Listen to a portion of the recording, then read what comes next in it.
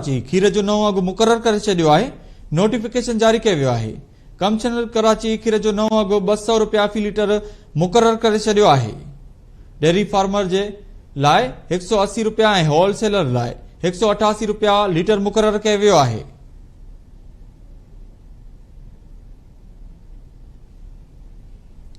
अवांखे update कयूं त commissioner Karachi खीर जो नओं अघु मुक़रर करे छडि॒यो आहे। कमिश्नर कराची खीर जो नओं अघु 200 रुपया फी लीटर मुक़रर कयो आहे। नोटिफिकेशन जारी कयो वियो आहे। डेयरी फार्मर जे लाइ 180 रुपया ऐं होलसेलर लाइ 188 रुपया फी लीटर मुक़रर कयो वियो आहे। रिटेलर्स लाइ 200 रुपया फी लीटर खीर जो अघु मुक़रर कयो वियो आहे। कमिश्नर कराची पारां नोटिफिकेशन जारी कयो वियो आहे। कमिश्नर चयो त 200 खां वधीक अघु वसूल कंदड़ दुकानदारनि खिलाफ़ कार्रवाई कई वेंदी। कराची में खीर हिन वक्त फी लीटर 220 खां 230 रुपयनि ताईं विकिरो थी रहियो आहे। शहरनि पारां धाऊं कयूं वेयूं आहिनि।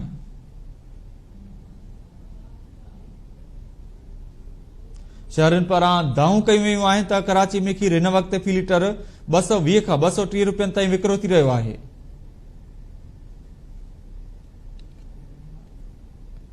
अवांखे ॿुधायूं त कमिश्नर कराची खीर जो नओं अघु मुक़रर करे छडि॒यो आहे। नोटिफिकेशन जारी कयो वियो आहे।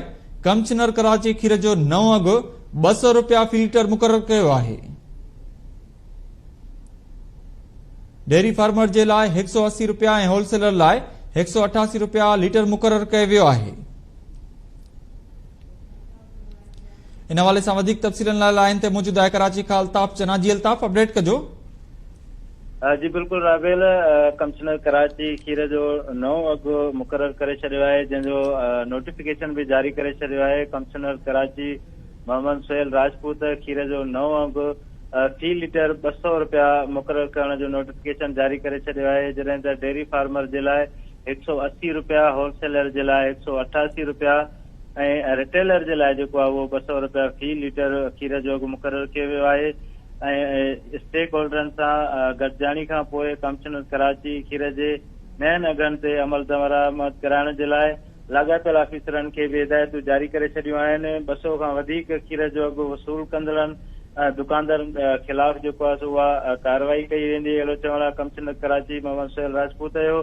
जॾहिं त अवांखे ॿुधाईंदो हलां त हिन वक़्तु कराची शहर में खीर जो जेको अघु आहे उहो फी लीटर 220 खां 230 रुपयनि में विकिरो थी रहियो आहे।